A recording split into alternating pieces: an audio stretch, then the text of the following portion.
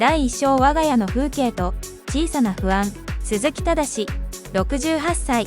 妻に先立たれてからもう5年になる。子供たちは独立し、築30年になる。この一戸建てで今は一人暮らしだ。年金と現役時代に蓄えたわずかな貯金、悠々自適とはいかない今でも日々の暮らしに困窮しているわけではない。朝は近くの公園を散歩し、昼は趣味の盆栽を手入れする。そんな穏やかな日常を生は気に入っていた。だが彼には密かな不安の種があった。この家そのものだ。そろそろあちこちガタが来ているな。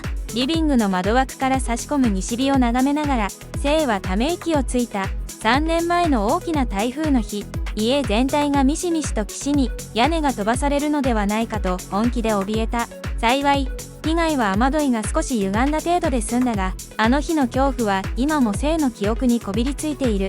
壁紙にはよく見なければわからない程度の薄いひびが走り、歩くたびに廊下の床がキーと小さくなる。妻と2人で選び30年のローンを返し終えた愛着のある我が家だ。だがその愛着とは裏腹に家は確実に老朽化していた。健一息子に相談してもまだ大丈夫だろと笑われるだけだしな。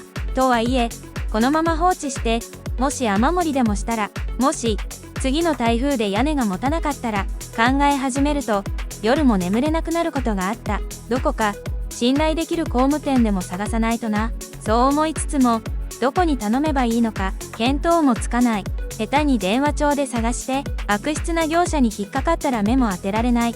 結局まだ大丈夫だろうという楽観と早く何とかしなければという焦燥の間で生は何もできずに時間だけを過ごしていた。その日も昼下がりの日差しの中で盆栽の枝ぶりに頭を悩ませていた。穏やかで昨日と何も変わらない1日になるはずだった。あのインターホンが鳴るまでは第2章親切な訪問者。ピンポーン。不意になったチャイムに生ははいと答えながら玄関に向かった。新聞の勧誘か宅配便だろうか。ドアスコープを覗くと青い作業着を着た日に焼けた若い男が立っていた。年の頃は30代前半だろうか。その手にはヘルメットが抱えられている。どちら様でしょうか。警戒しながらドアを少しだけ開けると男は「ああすみません」と人懐っこい笑顔を向けた。私株式会社朝日ホームテックの田中と申します。今そちらの角のお宅で屋根の工事をさせていただいておりまして。男はそう言うと丁寧な仕草で名刺を差し出した。生が受け取った名刺には確かに朝日ホームテック営業担当電柱と印刷されている。それでですね、先ほど作業のために屋根に登った際、失礼ながらこちらのお宅の屋根が見えまして。うちの屋根が？生の胸が小さくドキリとなった。少し気になったんですが、屋根の瓦が数枚ずれて浮いているように見えたんです。もしかしたら数年前の台風の影響が残っているのかもしれません。このまま放っておくと次の大雨でそこから雨水が染みて雨漏りの原因になるかもしれませんよ。田中の言葉は生が日頃から抱いていた不安のど真ん中を正確に突き刺した。雨漏り、台風、その言葉を聞くだけで背筋が冷たくなる。そうなのかね。もしよろしければ今から5分ほどで点検できますが、もちろん点検は無料ですので。無料。その言葉が生の最後の警戒心を解いた。近所で実際に工事をしているのなら信頼できるだろう。それにもし本当に瓦がずれているだけなら早く直した方がいい。それじゃあお願いしようかな。ちょうど気になっていたところなんだ。ありがとうございます。すぐ確認しますね。田中は失礼します。と元気よく言うと家の裏手に回り、持参した伸縮式のはしごを慣れた手つきで雨どいにかけ、あっという間に屋根の上へと消えていった。生はその手際の良さに妙な関心を覚えながら玄関先でその帰りを待った。第3章屋根裏の絶望。ガサガサゴソゴソ。屋根の上から何かが擦れるような音や時折トンと何かを叩くような音が聞こえてくる。やはりどこか悪いのかな。生が不安げに空を見上げていると5分も経たないうちに田中がはしごを降りてきた。しかし屋根に上がる前のあの爽やかな笑顔はそこにはなかった。田中は神妙な、いやむしろ青ざめたような顔で生の前に歩み寄ってきた。旦那さん、どうだったかね。やはり河原もそうなんですが、田中は言葉を切り、自分の作業着のポケットからスマートフォンを取り出した。ちょっと、これを見ていただけますか。そう言って見せられた画面に、生は息を飲んだ。そこには、屋根裏の暗い空間が映し出されていた。武骨な木の両梁が縦横に走っている。だが、その一本が、明らかに黒く変色し、湿って腐っているように見えた。さらに、別の写真には屋根瓦の裏側が写っており、本来そこにあるはずの防水シートが破れ、そこから光が差し込んでいる。これは屋根裏を覗ける点検口から撮影したんですが、瓦のずれどころの話じゃありませんでした。下地になってるノジータが長年の雨水の侵入で完全に腐ってしまっています。防水シートもこの通り破れて役目を果たしていません。田中はまるで自分の家が壊れたかのように痛ましげな表情で説明を続ける。旦那さん、正直に言います。これはかなりまずいです。もちろん生が知る由もなかったが、この写真はたった今田中自身が作り出したものだった。点検と称して屋根に上がった田中は持っていた工具で意図的に瓦を1枚ずらし、防水シートをカッターで切り裂いた。そして持参した霧吹きでノジータを湿らせ、腐っているように見せかけて撮影したのだ。すべてはこの瞬間のためにこんなことになっていたとは。生はスマホの画面に映る証拠写真に釘付けになり、全身から血の気が引いていくのを感じた。第4章恐怖の契約書通りで瓦がずれるわけです。土台が腐って釘が浮いてきてるんです。田中は畳みかけるように専門用語を並べ立てた。このままだと次の大雨で一気に雨水がリビングに流れ込む可能性もあります。いや、それどころか田中は一度言葉を切り、生の目をじっと見つめた。最悪の場合、腐った部分から歪みが生じて家全体が傾く。つまり倒壊する危険性も否定できません。と、倒壊？生の頭はその一言で真っ白になった。雨漏りどころではない。家が壊れる。妻と気づいたこの家が自分のせいでなくなってしまうかもしれない。旦那さん、これは一刻を争う事態です。田中の声が急に力強くなった。本来ならこの規模の修繕になると足場を組んで材料を取り寄せて、普通は100万円から150万円はかかります。100万。生はめまいがしそうだった。そんな大金すぐに用意できるはずがない。ですが田中は絶望する生に救いの手を差し伸べるかのように言った。幸い今日は俺たちすぐそこの現場にいます。それにたまたま今回の工事で質の良い防水シートとノジータが余ってるんです。これを使えば足場も最低限で済みますし、材料費も浮かせられます。本当かね？もし旦那さんが今日この場で契約してくれるって言うなら、その余った資材全部こっちに回します。そうすれば、そうだな、特別に50万円、税込み50万円ぽっきりで、この腐った部分の交換から瓦の吹き替えまで全部やりますよ。50万円、100万円に比べれば半額だ。それでも大金だが、倒壊の危険という恐怖を植え付けられた生にとって、それは命綱のように思えた。今日契約すればという条件も迷う時間を与えないための常套手段だったが、今の生にそれを見抜く冷静さはなかった。わかった。それでお願いします。今すぐ直してください。ありがとうございます。賢明なご判断です。さっきまでの神妙な顔はどこへやら。田中は満面の笑みで車から契約書のファイルを持ってきた。生は震える手でその契約書に言われるがまま住所と名前を書き、印鑑を押した。じゃあ明日の朝一で材料と職人を連れてきます。よろしくお願いします。男はそう言い残し、嵐のように去っていった。第5章50万円の重み。男が乗ってきた白い軽トラックが見えなくなるまで見送った生は玄関先で立ち尽くしていた。手には先ほどサインした契約書の控えが握られている。工事請負契約書金額50万円なり、その数字が急に現実の重みとなってまさにのしかかってきた。50万か、本当にあの写真の通り家は倒壊寸前だったのだろうか。本当に今日契約する必要があったのだろうか。あの田中という男、最初は親切そうだったが、契約書にサインを求めてくる時の目はどこかギラギラしていなかったか。一陣の風が吹き、庭の木の葉がざわりと音を立てた。急に背筋がゾッとした。契約の際、田中はこう言っていた。材料の確保がありますんでね。手付金として先に5万円だけ預かってもいいですか？残りの45万円は明日の工事が終わってからで結構ですから。姓はタンス預金としていた封筒からなけなしの5万円を抜き、田中に渡してしまっていた。領収書は受け取ったが、冷静に考えれば今日会ったばかりの男に5万円もの現金を渡すなど、普段の自分なら絶対にしないことだった。わしは騙されたんじゃないだろうか。不安が黒い霧のように心を覆っていく。だが契約書にはハンコも押してしまった。手付金も払った。今さらやめますなんて言えないよな。もし本当に家が危ない状態だったら、疑った自分が馬鹿を見ることになる。姓は誰にも相談できないまま重い足取りで家の中に戻った。リビングのテーブルに置かれた契約書がまるで自分の愚かさをあざけ笑っているかのように見えた。時計の音だけがやけに大きく響いていた。第6章息子の疑念。その日の夜7時過ぎだった。仕事帰りに惣菜のパックをぶら下げた息子健一40歳がひょっこりと顔を出した。おーい、親父、生きてるか。近くまで来たから寄ったぞ。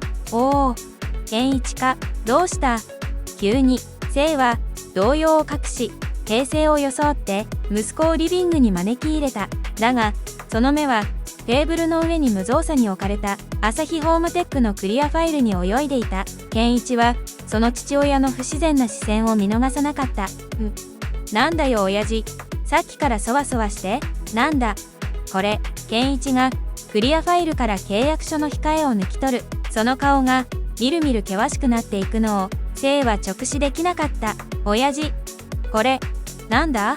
屋根補修工事50万円って。あ、いや、それがな、今日近所で工事してるっていう業者の人が来てくれてな。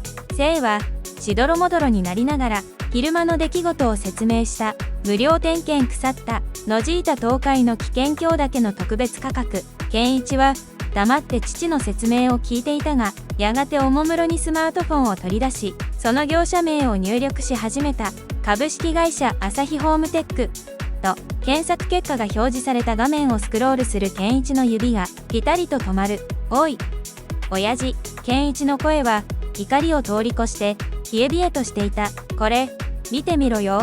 健一が突き出したスマホの画面。そこには法律相談サイトや口コミ掲示板のタイトルが並んでいた。朝日ホームテックに高額請求されました。点検商法。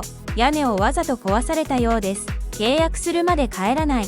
典型的な詐欺業者です。おびただしい数の悪評。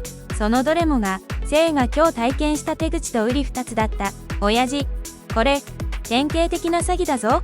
健一の怒鳴り声に姓は全身の力が抜けていくのを感じた。そんなじゃねえよ。手付金まで払ったのか。5万円だけ。5万もだろ。健一は頭をガシガシとかきむしった後、大きく息を吐いた。わかった。もう過ぎたことは仕方ない。だが残りの45万円は絶対に払わん。今からこいつらと縁を切る方法を考えるぞ。その力強い言葉に姓はすがるような思いでうなずいた。第7章法律という武器。こういう場合どうすりゃいいんだ。健一は腕を組みうなっていた。契約書にはサインしてしまった。手付金も渡してしまった。相手は明日には残金を取りに来るだろう。そうだ。健一は大学時代の友人で、今は司法書士として独立している男のことを思い出した。ダメ元で電話をかけてみる。もしもし、俺だ。健一だ。夜分に悪い。実は親父が。健一は早口で事情を説明した。電話の向こうで友人は冷静に相槌を打っている。一通り話し終えると友人は落ち着いた声で言った。健一、落ち着いて聞け。それは典型的な訪問販売によるトラブルだ。そしてお前の親父には法律で認められた強力な権利が残ってる。権利？ああ、クーリングオフだ。クーリングオフ？通販とかで聞くやつか？そうだ。特定商取引法っていう法律で決められてる。ああいう突然家に来て契約させる訪問販売の場合、消費者は契約書面を受け取った日を含めて8日以内であれば一方的に無条件で契約を解除することができるんだ。健一の目に光が宿った。本当か。でも相手は材料を発注したとか言ってくるんじゃ。関係ない。クーリングオフは無条件だ。業者が損害が出たとかキャンセル料が必要だとか言ってきたとしても一切支払う義務はない。もちろん払ってしまった手付金の5万円も全額返還するように請求できる。司法書士の友人は力強く断言した。それはこれまで性を縛り付けていた契約書という名の鎖を断ち切る、まさに法律という名の武器だった。わかった。ありがとう。本当に助かった。健一は電話を切ると希望の光が見えた顔でまさに向き直った。親父、聞いたか？俺たち勝てるぞ。第8章反撃の内容証明。翌朝、生徒健一は郵便局の窓口に立っていた。手には昨夜司法書士の友人にひな形を送ってもらい、2人で作成した1通の封筒がある。その宛先は株式会社朝日ホームテック。そしてその封筒には内容証明という赤いハンコが押されていた。内容証明郵便。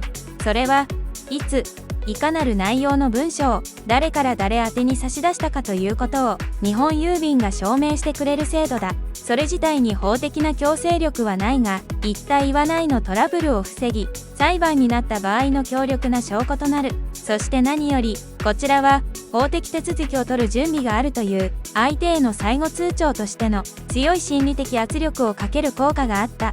書面の内容は簡潔かつ明確だった。記者に対し特定商取引法第9条に基づき昨日付で締結した屋根補修工事の契約をクーリングオフ解除します。よって契約は解除されましたので明日の工事は一切お断りします。契約時に支払い済みの手付金5万円については速やかに東方指定の口座へ返還してください。これでよし。健一は郵便局員から受け取った控え謄本を大切にカバンにしまった。さあ親父、これで第一関門は突破だ。あとは奴らがどう出てくるかだな。生はまだ不安そうな顔をしながらも息子の頼もしい背中を見て小さくうなずいた。昨日までの一方的に怯えるだけの自分とは何かが違ってきているのを感じていた。第9章悪あがきの電話。その日の午後、昼食を終え緊張した面持ちで健一と待機していた生の携帯電話がけたたましく鳴り響いた。画面には契約書に書かれていた田中の名前が表示されている。来た。生の手が震える。健一がその手を制した。親父、大丈夫だ。俺が代わりに出る。そしてスピーカーにして全部録音する。健一は自分のスマホの録音アプリを起動させ生の携帯の通話ボタンを押した。もしもし、鈴木さん？どういうことですかい？あの手紙は？スピーカーから田中の怒鳴り声が響き渡った。昨日までの爽やかな笑顔はそこにはみじんもなかった。クーリングオフ？ふざけたこと言わないでくださいよ。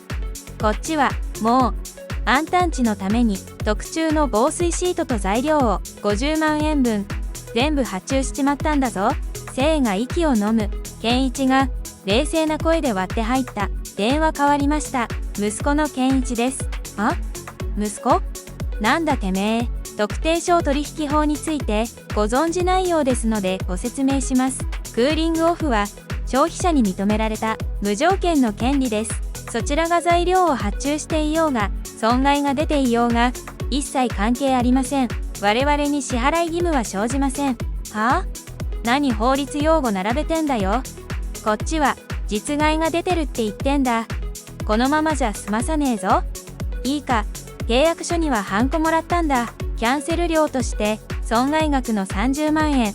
今すぐ振り込め。さもねえと、さもないと、どうするんですか？健一の声が一段低くなった。いいですか？田中さん、あなたのその言動は脅迫にあたる可能性があります。そして、その会話は今、すべて録音させてもらっています。録音だと？電話の向こうで田中が息を飲む音が聞こえた。健一は一切の間を与えずに畳みかける。昨日あなたがうちの父に見せたあの腐った屋根裏の写真、あれもあなたが意図的に家屋を損傷させて撮影した可能性がありますね。器物損壊の疑いもあります。そんなことしてねえよ。どちらにせよこれ以上我々に対して不当な金銭の要求や脅迫めいた言動を続けるのであれば、我々はこの録音データと契約書をすべて持って即刻警察と消費者センター、そしてお宅の営業許可を出している行政機関に通報します。それでもよろしいですか？電話の向こうで田中が狼狽しているのが手に取るように分かった。昨日まで法律を知らない老人を相手に王様のように振る舞っていた男が今は完全に劣勢に立たされている。沈黙が数秒続いた。やがて田中は絞り出すような小さな声で言った。分かったよ、ガチャン。電話は一方的に切られた。第10章取り戻した日常。静まり返ったリビングで生徒健一は顔を見合わせた。まだ録音アプリの赤いランプが点灯したままだ。終わったのか？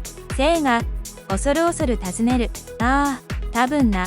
健一は録音停止ボタンを押し深く息を吐いた。その後二度と朝日ホームテックの田中から連絡が来ることはなかった。そして内容証明郵便を送付してからきっかり1週間後、生の銀行口座には確かに5万円の振り込みがあった。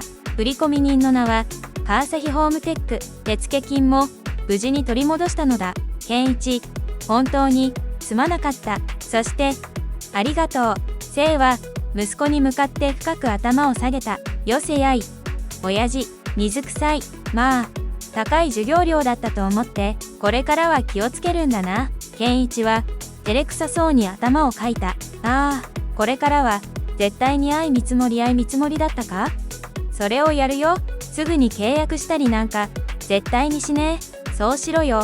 うちの屋根も本当に点検が必要かもしれんしな。今度は俺が知ってるまともな業者に頼んで2人で話を聞こう。ああ、そうしよう。生は息子の頼もしさを改めて感じていた。そしてあの時自分一人で抱え込まず息子に相談して本当に良かったと心の底から思った。法律というものは自分のような年寄りには縁のない難しくて冷たいものだと思っていた。だがそうではなかった。法律はそれを知ろうとし正しく使おうとする者の武器であり、理不尽な暴力から日常を守ってくれる盾でもあったのだ。生はリビングの窓から差し込むいつもと変わらない穏やかな日差しを見つめた。築30年の我が家はまだここにちゃんと立っている。彼はその当たり前の事実に今心からの安らぎを感じていた。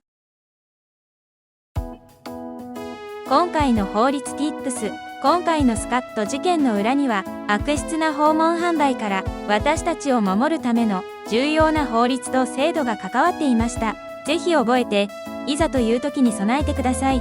TIPS1 特定商取引法とクーリングオフ制度、無料で点検しますよと突然家を訪ねてきて不安を煽り高額な契約を迫る。これは訪問販売という取引形態にあたります。特定商取引法ではこのような訪問販売で契約してしまった場合でも契約書面を受け取った日を含めて8日以内であれば消費者は一方的に無条件で契約を解除できるクーリングオフという制度を定めています。業者がもう材料を発注したとかキャンセル料がかかると言ってきても一切支払う必要はありません。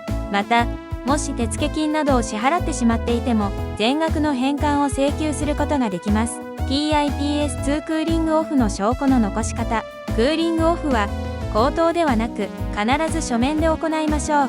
その際最も確実なのが内容証明郵便です。これはいつ誰が誰にどんな内容の手紙を送ったかを郵便局が証明してくれる制度で、送った送らないのトラブルを防ぐ最強の証拠となります。 TIPS3 契約を迫られた時の合言葉。悪質な業者は今日だけ安いこのままでは危険と私たちが冷静に考える時間を与えません。もし訪問販売で契約を迫られたら必ず相見積もりを取るので今日は契約しませんときっぱり断る勇気を持ちましょう。相見積もりとは複数の業者から同じ条件で見積もりをもらい比較することです。本当に必要な工事なのか金額は適正なのかを判断するために非常に重要です。